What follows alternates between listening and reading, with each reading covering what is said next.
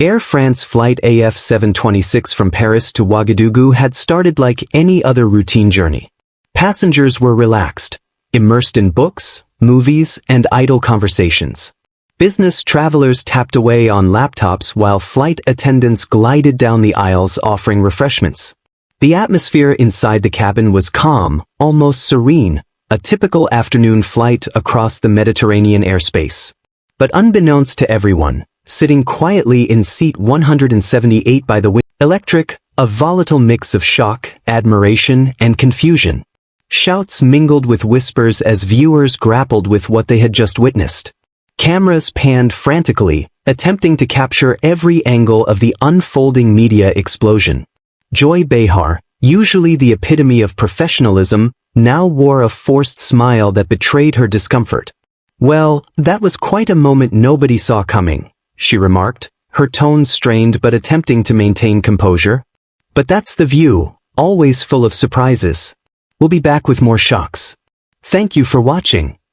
Her words, though practiced, barely registered with the audience, whose attention remained glued to Musk, who was now scrolling through his phone as if the incident were just another day's work. In a corner of the studio, co-host Sunny Hostin bowed her head, whispering urgently to her fellow hosts. Her eyes were filled with concern, reflecting the gravity of the situation. Backstage, the producers were in crisis mode. Arguments erupted through headsets as some urged an immediate cut to commercial, while others insisted the cameras keep rolling, knowing the footage would be pure gold for ratings.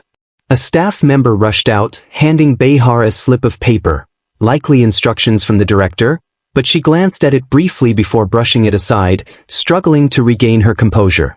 Behind the scenes, the producers debated furiously. "We can't let this clip air without control," a show director yelled into his headset. But it was too late. Within minutes, snippets of Crockett's explosive exit had already spread across social media, racking up hundreds of thousands of shares. Viewers captured clips on their phones, uploading them to platforms like X, where they went viral almost instantly. Memes proliferated at breakneck speed, one image of Crockett leaving captioned, "When you think you can take on Elon but forget to bring data." Another short video spliced her exit with an action movie soundtrack, garnering millions of views within seconds. A prominent account tweeted, "Crockett just knocked herself out of the game." Musk didn't even need to stand up, accompanied by a crying laughing emoji. Celebrities joined the fray, with a comedian posting, "Crockett ran faster than Musk's Starship taking off." Meanwhile, a political commentator wrote, "This wasn't just Crockett's defeat, it's proof of X's power to shape public opinion." Even a pop star, typically silent on politics, shared the clip with the caption, "Whatever side you're on, you can't deny Musk knows how to play this game." Back in the studio, Musk remained the focal point. Unfazed by the pandemonium, he posted another tweet. "Thanks to The View for the chance to debate. Truth always wins, with or without a microphone." The post garnered hundreds of thousands of likes within minutes, cementing his victory on social media. The incident had transcended the confines of the studio, becoming a cultural touchstone that dominated online discourse. ##### the ripple effect. Media reactions and public discourse. The fallout from Jasmine Crockett's dramatic exit from The View reverberated far beyond the studio walls, igniting a firestorm of media coverage and public discourse. Conservative outlets seized on the moment, framing it as a triumph of data-driven reasoning over emotional theatrics. Fox News aired a lengthy segment titled, "Musk Exposes the Truth. Crockett Can't Cope," featuring political analysts who lauded Musk's composure and reliance on statistics. "Crockett came in with emotions, but Musk had numbers and calm," remarked a former Republican strategist. "She set herself up to lose." Breitbart published an op-ed hailing Musk as a hero of reason, arguing that Crockett's departure proved progressive politicians couldn't handle the truth. Conservative radio personalities, from Sean Hannity to Glenn Beck, devoted hours to dissecting the event, emphasizing that Musk had shattered the myth of The View as a fair arena for debate. Progressive media, on the other hand, struggled to mount a cohesive defense. While outlets like MSNBC hosted discussions inviting social activists to decry Musk's actions as public bullying, these efforts were largely rebuffed by the public. Many commenters dismissed Crockett's exit as a failure to present substantive arguments, with one viewer writing, "Crockett didn't protest, she gave up because she had no argument." The New York Times published an analysis titled "The View Clash: When Debate Turns to Performance," which argued that Musk's confrontational style had left Crockett no room to articulate her case. A journalist from the outlet noted, "Crockett represented everyday workers facing billionaire power, but her exit was less a protest and more a capitulation." Despite these attempts to reframe the narrative, progressive voices seemed feeble against the overwhelming momentum of Musk's victory. Neutral outlets adopted a more balanced approach, focusing on the broader implications of the incident. The Washington Post ran a piece titled "Musk and Crockett: The Moment That Changed How We See Talk Shows," analyzing how the debate marked a turning point in live television, where data and composure trumped emotion. Bloomberg, approaching the event from a business perspective, noted that Musk's triumph not only bolstered his personal brand but also elevated X's value as a platform shaping public opinion. Both articles highlighted the staggering engagement metrics. The incident drew over 15 million views across online platforms within 24 hours, a record for The View. Independent journalists and commentators further amplified the discourse. A freelance political analyst published a 2,000-word Substack piece dissecting Musk's arguments and noting that Crockett had entered the debate unarmed, lacking the data to counter his points effectively. The post was widely shared, garnering thousands of likes. A popular political podcaster invited a former Democratic congressman to discuss the event, who admitted Crockett underestimated Musk. She needed data, not just passion. These voices, though varied, reinforced the perception that Musk had dominated not just the studio but the broader public discourse. Social media played a pivotal role in shaping the narrative, with memes, videos, and commentary flooding platforms like X. One viral post read, "Crockett thought she could yell in Musk's face and win, he's the king of data." The incident wasn't merely a televised moment, it became a cultural battle, showcasing how Musk's command of facts and his platform could shape narratives in ways no one had anticipated. #### long-term implications. A paradigm shift in public discourse. The aftermath of Jasmine Crockett's explosive departure from The View extended far beyond the immediate spectacle, leaving an indelible mark on the landscape of American political discourse and media. For The View, the incident was a wound that refused to heal. Once celebrated as a trusted forum for diverse perspectives, the show now faced mounting challenge. Her the range mass supreme poised, Crockett true. Precise, her mind his armacy. The revelation of the hijackers' demands sent ripples of fear and confusion throughout the cabin. Their ultimatum, $10 million and the release of 3 prisoners from La Santé prison in France, was delivered with a stark simplicity that masked the complexity of their motivations. To the passengers, the demand appeared arbitrary, even incomprehensible. Why target this specific flight? What significance did these prisoners hold? For most aboard, the answers were elusive, leaving them grappling with uncertainty and dread. Yet, beneath the surface, the hijackers' actions were deeply rooted in a broader ideological struggle, one driven by anti-colonial sentiments and a desire to challenge what they perceived as France's neo-colonial grip on West Africa.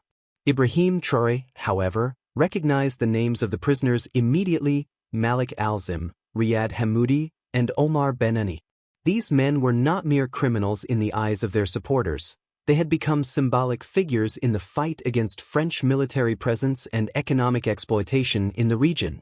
Accused of attacking French military facilities, they were also seen as freedom fighters protesting the legacy of colonialism that many Africans believed continued to oppress their nations. Traoré understood the emotional resonance of their cause, even if he fundamentally disagreed with the violent methods employed by the hijackers. His own political philosophy had been shaped by similar critiques of foreign intervention, though he championed peaceful dialogue and systemic reform over acts of terror. From his vantage point in the cabin, Traoré observed the hijackers' interactions closely. Their body language and fragmented conversations revealed a mix of conviction and desperation. They spoke passionately about justice and liberation, framing their actions as a necessary response to years of neglect and oppression. Yet, Their lack of strategic foresight was evident. The plan to negotiate directly with French authorities from the cockpit betrayed a naivete about the complexities of international diplomacy. Governments, especially those as politically sensitive as France, rarely conceded to demands made under duress. Hostage situations, Traoré knew, were protracted affairs fraught with psychological warfare and calculated delays. What struck Traoré most, however, was the personal dimension of the hijackers' grievances. When the apparent leader, who later identified himself as Youssef, spoke of his imprisoned brothers, there was an unmistakable note of familial loyalty and shared suffering. "They are not terrorists," Youssef insisted during a tense exchange with Traoré. "They are freedom fighters." They were accused of helping the Tuareg uprising in Mali. This statement resonated deeply with Traoré, who had witnessed firsthand the devastating consequences of regional instability fueled by external interference. The Tuareg rebellion, like many conflicts in the Sahel, had been exacerbated by historical injustices and modern geopolitical maneuvering. Yet, while Traoré empathized with the hijackers' sense of injustice, he could not condone their choice of violence as a means to achieve their goals.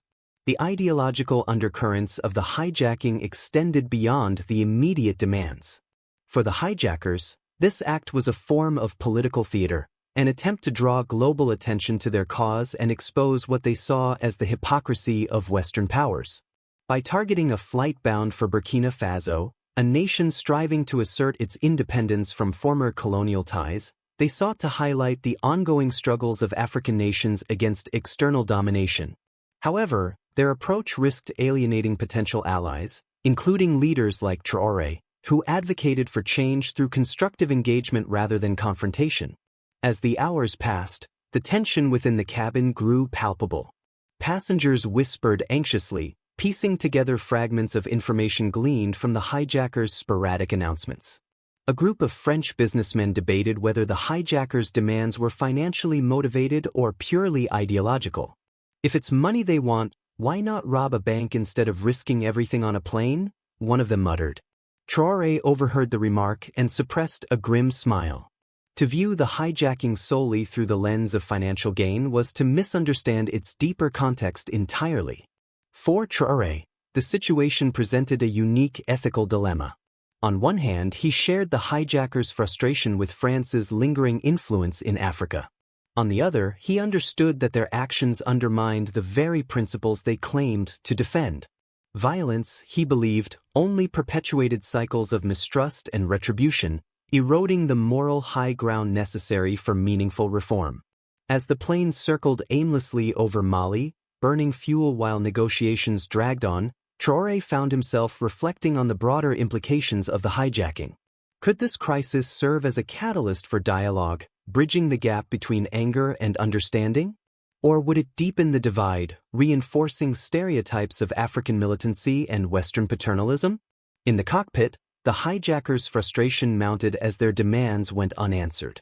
"The negotiations are not being taken seriously," one of them shouted, dragging a middle-aged Frenchman toward the front of the plane. "Maybe if we send a hostage, they will listen more carefully." It was at this critical juncture that Traoré realized his role was no longer passive.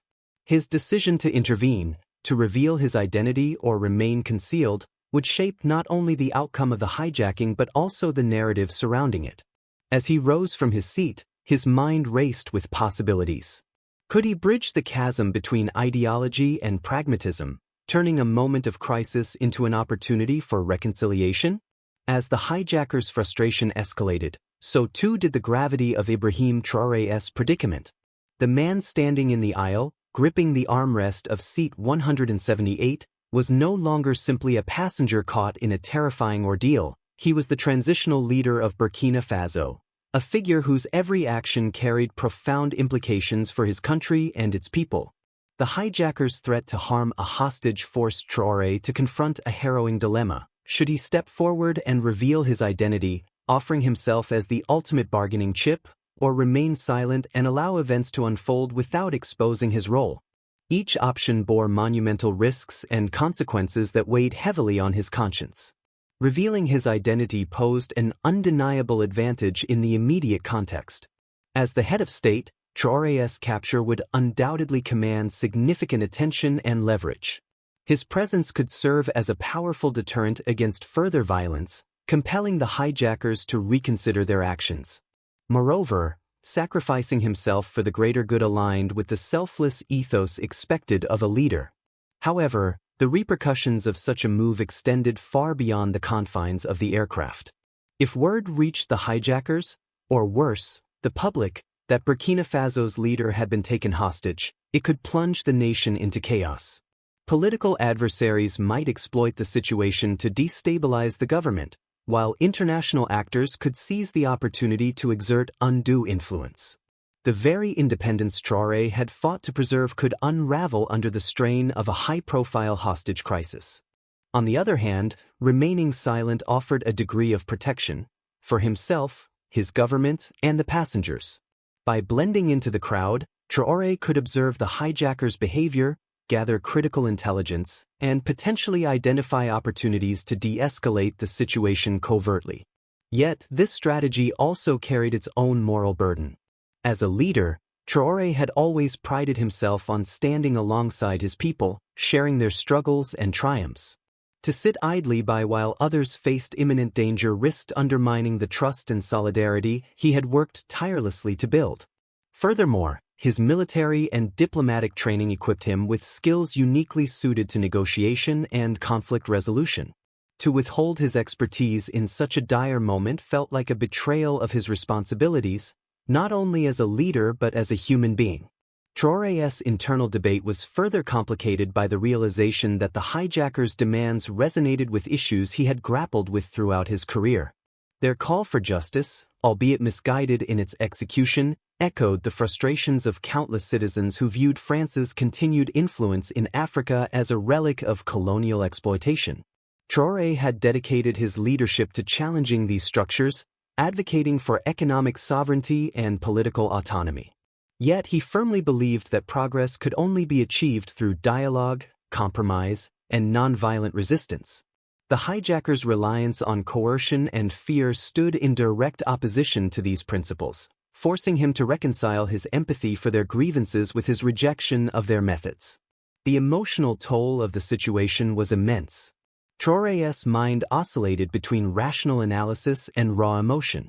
Memories of his own encounters with oppression, the battles fought, the sacrifices made, surfaced unbidden, sharpening his awareness of the hijackers' desperation. He recalled the faces of protesters demanding accountability, the families displaced by conflict, and the young activists yearning for change. These images fueled his resolve to act, not as a distant authority figure but as someone who understood the pain driving the hijackers' actions. At the same time, he wrestled with the knowledge that his decisions could cost lives, both on the plane and beyond. Ultimately, Traoré recognized that his leadership demanded more than mere survival. It required courage, wisdom, and a willingness to embrace vulnerability. He resolved to intervene, not by revealing his identity outright, but by leveraging his experience to guide the situation toward a peaceful resolution. Rising slowly from his seat, he steadied his breathing and prepared to address the hijackers. His voice, when it emerged, was calm yet authoritative. "Stop," he called out, cutting through the mounting tension. "You know that negotiations take time. Sudden decisions can lead to bad outcomes for everyone." The hijacker closest to him turned sharply, his weapon trained on Traoré. "Who are you to tell me what to do?" he demanded, his tone brimming with hostility. Traoré met the man's gaze unwaveringly. "I'm just a passenger," he replied, deliberately omitting his title. "But I know how negotiations work. Resorting to violence makes it harder for you to get what you want." His words hung in the air, punctuated by the collective breath of the passengers. The hijackers exchanged wary glances, their earlier certainty faltering under the weight of Traoré's logic. Sensing an opening, he pressed on. "I understand your frustration. I've seen the injustices you're fighting against. But there's another way, a way that doesn't involve harming innocent people." In that moment, Traoré's decision crystallized. He would not abandon his principles, nor would he retreat into passivity. Instead, he chose to engage, to bridge the divide between ideology and pragmatism, and to transform a moment of crisis into an opportunity for dialogue. Though the path ahead remained uncertain, one thing was clear: his leadership would define not only the outcome of the hijacking but also the legacy of his presidency. Ibrahim Traoré's decision to intervene marked a pivotal shift in the unfolding drama aboard the hijacked plane. With measured composure, he stepped forward, positioning himself as a mediator between the hijackers and the terrified passengers. His initial interaction with the hijackers was deliberate and calculated, designed to establish rapport while subtly asserting his authority. "You know that negotiations take time," he began, his voice steady and devoid of accusation. "Sudden decisions can lead to bad outcomes for everyone." The hijacker closest to him, initially dismissive, paused mid-motion, his weapon still pointed at Traoré. "Who are you to tell me what to do?" the man snapped, his tone laced with suspicion. Traoré's response was both humble and strategic. "I'm just a passenger," he said calmly, maintaining eye contact. "But I know how negotiations work. Resorting to violence makes it harder for you to get what you want." His words carried a dual message: reassurance that he posed no threat and a subtle reminder of the hijacker's precarious position. Sensing an opportunity to de-escalate, he added, "I understand your frustration. I've seen the injustices you're fighting against. But there's another way, a way that doesn't involve harming innocent people." The hijackers exchanged uncertain glances, their earlier bravado wavering under the weight of Traoré's reasoning. Recognizing their hesitation, he seized the moment to introduce himself more formally. "My name is Ibrahim," he said, deliberately omitting his surname. "I worked as a diplomat. I know how agreements are made. If you want, I can help with the negotiation." His offer was framed not as a directive but as a collaborative proposal, appealing to their desire for legitimacy and recognition. After a brief, tense discussion among themselves, the apparent leader, Youssef, nodded cautiously. "Okay, diplomat," he said, his tone mocking yet curious. "Show us your skill. Come to the cockpit." As Traoré moved toward the front of the plane, his every step was deliberate. He kept his movements slow and predictable, ensuring the hijackers remained at ease. Passengers watched anxiously, their eyes following him as he navigated the narrow aisle. The elderly Burkinabe woman beside whom he had been seated whispered a prayer, "God protect you, my son." Her words underscored the gravity of the moment, but Traoré's focus remained unwavering. Upon entering the cockpit, Traoré encountered a scene of strained tension.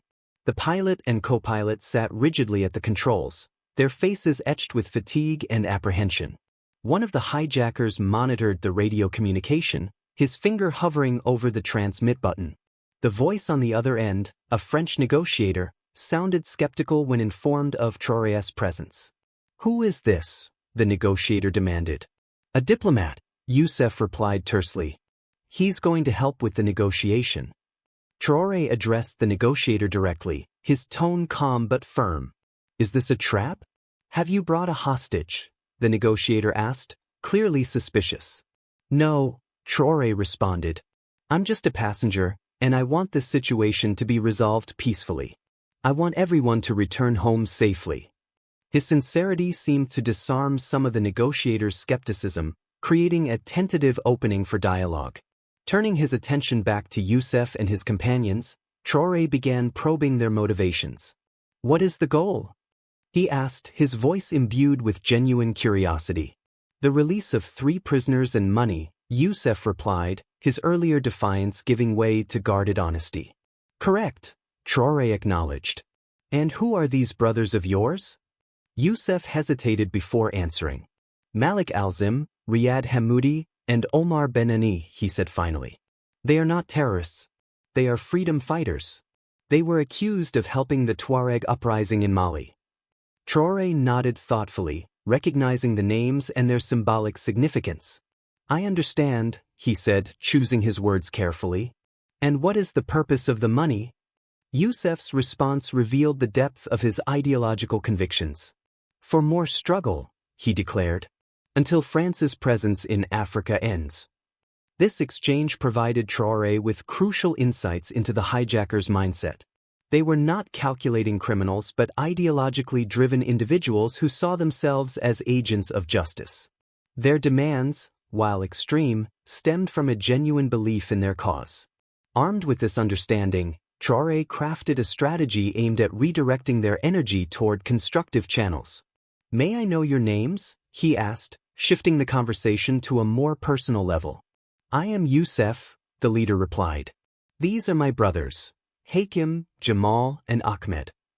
Traoré smiled faintly, sensing an opportunity to build trust. "Youssef," he said, adopting a conversational tone, "I can help with the negotiation. But what is your goal?" Hostage processes are usually long and complex. Governments, especially France, want to appear as though they are not giving in to terrorism. "We are not terrorists," Youssef interjected angrily, his voice rising. "We just want justice. We are fighting against the colonialists who suck Africa's blood." "I understand," Traoré said, his tone conciliatory. "Have you thought of another way? Maybe a political statement, an application to an international court?" Youssef sighed, his frustration evident. "We tried those ways," he admitted bitterly. "Nobody listened. My brothers have been in prison for 7 years. We couldn't wait anymore." Traoré nodded, his expression thoughtful. "Well," he said gently, "what is your plan? Even if your demands are met, how will you escape? Have you thought about that?" Youssef and the others exchanged uneasy glances. Their plan, as it turned out, was incomplete. "We plan to land in Mali and cross the border from there," Youssef admitted, his voice tinged with uncertainty. "That won't work," Traoré countered firmly. "There will be special forces waiting wherever the plane lands. They will conduct an operation. You'll lose control as soon as you touch down." Fear flickered in Youssef's eyes. "Then what do you suggest?" he asked, his earlier defiance replaced by desperation. Traoré leaned forward, lowering his voice. "First, change the route. Head to Niger, not Mali.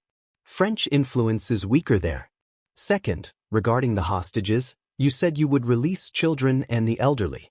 Let's do that, but stay in the air. Third, redefine your demands.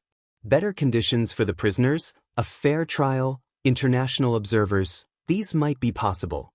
Youssef considered the proposal, his brow furrowed in thought. "Why should I trust you?" he asked finally. "Maybe you're a French agent." Traoré smiled, a hint of warmth breaking through his otherwise composed demeanor.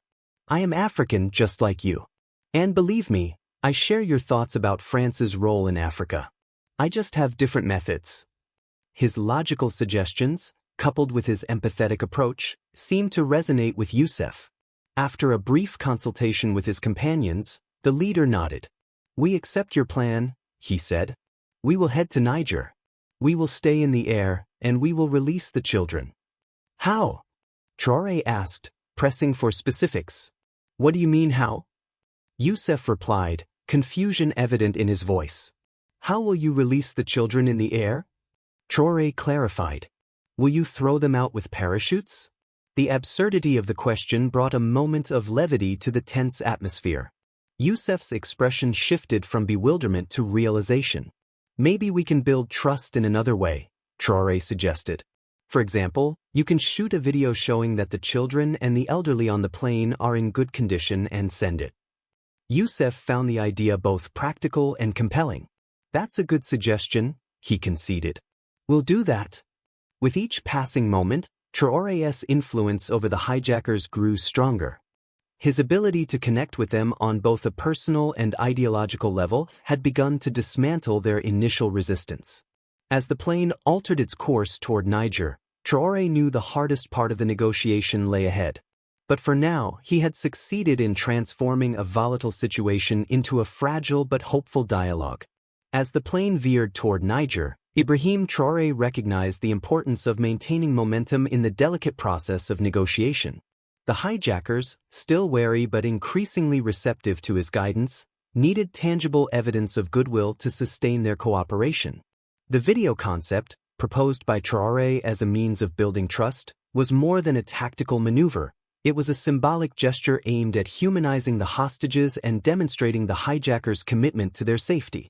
Aware of the psychological impact such a move could have on both the captors and the captives, Traoré approached the task with meticulous care, ensuring that every detail conveyed calmness and reassurance. The first step was selecting a location within the cabin where the video could be filmed without causing additional panic. Traoré suggested using the front section of the economy class area, where the lighting was adequate and the space relatively open. He instructed the hijackers to bring the children and their mothers to this designated spot, emphasizing the importance of keeping the atmosphere as relaxed as possible. "We don't want the children to feel like they're performing," he explained to Youssef. "This needs to feel natural, like they're simply saying hello to their families." Youssef agreed, though his nervousness was palpable. When the children arrived, accompanied by their mothers, Traoré knelt down to their eye level, his demeanor warm and inviting. "Hello," he said softly, his voice imbued with genuine kindness. "My name is Ibrahim. What are your names?" The youngest, a girl no older than 3, clung tightly to her mother, her wide eyes darting between Traoré and the camera. Slowly, hesitantly, the children began to respond, their names emerging in timid whispers. Traoré listened intently, smiling after each introduction. "You might be a little scared," he acknowledged, his tone reassuring, "but everything will be all right. Shall we play a game? We'll make a video to show everyone that you're safe and well. How does that sound?" The transformation in the children's demeanor was gradual but unmistakable. Traoré's calm presence and playful suggestion helped ease their fears, replacing them with curiosity. One boy, about 6 years old, ventured a small smile when Traoré joked about waving to the camera like a movie star. Another child giggled nervously when he demonstrated how to give a thumbs-up sign. The mothers, too, seemed to relax, their gratitude evident in the way they watched Traoré interact with their children. As the filming began, Traoré took great care to frame the scene in a manner that emphasized normalcy. He encouraged the children to speak freely, asking simple questions about their favorite toys or what they enjoyed eating. When one of the older children hesitated, unsure of what to say, Traoré gently prompted, "Tell them you're looking forward to going home." The boy nodded, his voice trembling slightly as he repeated the phrase. Throughout the process, Traoré maintained a steady presence, his body language open and non-threatening. Youssef and his companions observed the proceedings with a mix of fascination and relief. For the first time since the hijacking began, the tension in the cabin seemed to ease. Passengers glanced curiously at the group, their expressions softening as they witnessed the children's growing comfort. Even the hijackers, who had initially appeared rigid and distrustful, began to loosen their grips on their weapons, their postures less defensive. Once the video was complete, Traoré reviewed it carefully, ensuring that the footage conveyed the intended message. "It's important that this feels authentic," he told Youssef. "The negotiators need to see that the children are truly unharmed." Satisfied with the result, he instructed the hijackers to send the video to the French negotiators via the cockpit radio. The response was swift and positive. The negotiator's voice, previously tinged with skepticism, now carried a note of cautious optimism. "We've received the video," he confirmed. "It shows the children are safe. This is a step in the right direction." The success of the video strategy had a profound ripple effect on the dynamics within the plane. The hijackers, buoyed by the negotiators' acknowledgement, began to view Traoré as a credible ally rather than a mere passenger. Youssef, in particular, seemed more willing to entertain his suggestions, asking for input on how to proceed with the next phase of negotiations.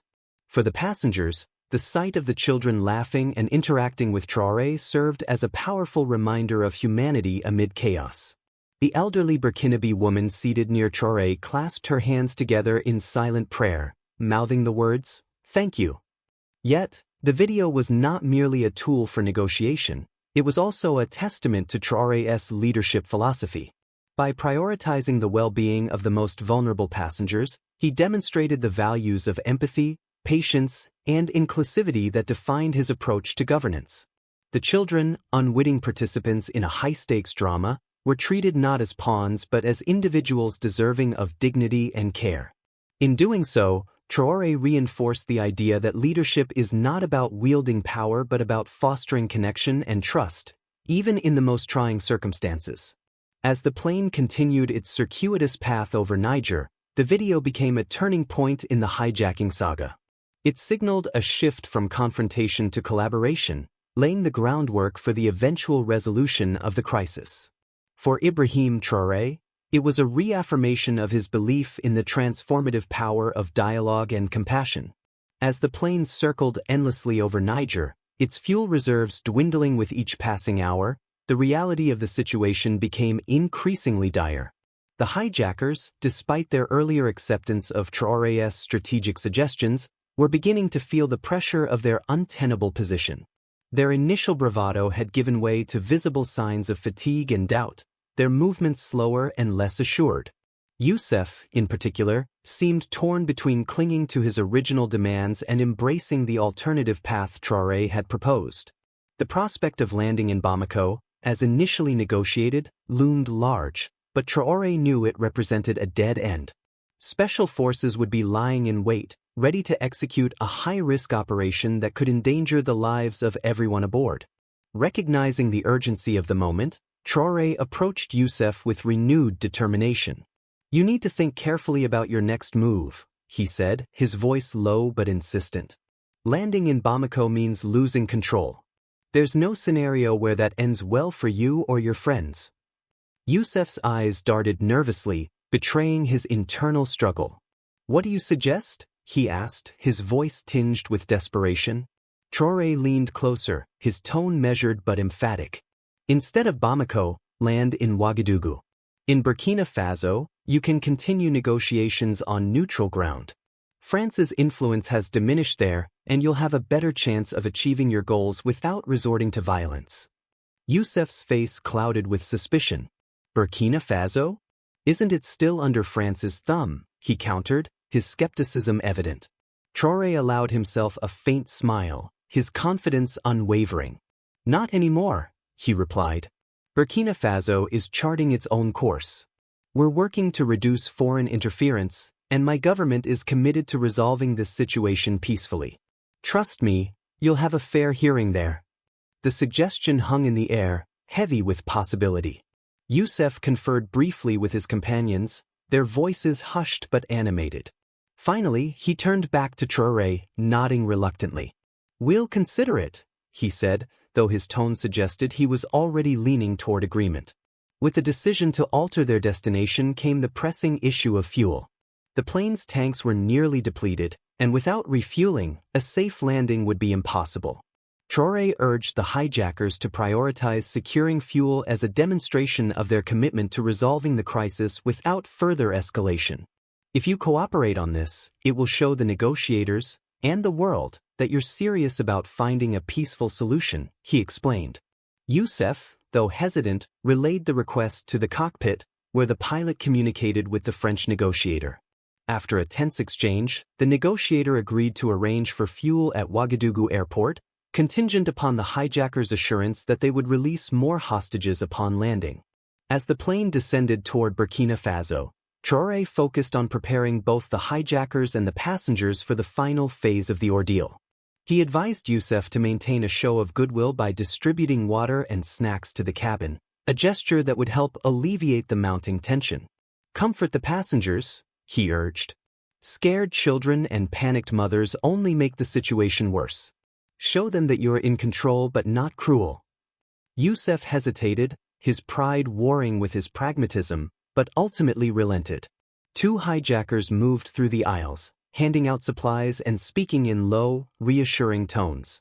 The gesture, though small, had an immediate calming effect, with passengers exchanging relieved glances and murmurs of gratitude. Meanwhile, Traoré addressed the passengers directly, his voice steady and authoritative as it carried through the cabin. "Negotiations are continuing," he announced. "We are moving in a good direction. The children have already been released, and we are working to ensure everyone's safe return home."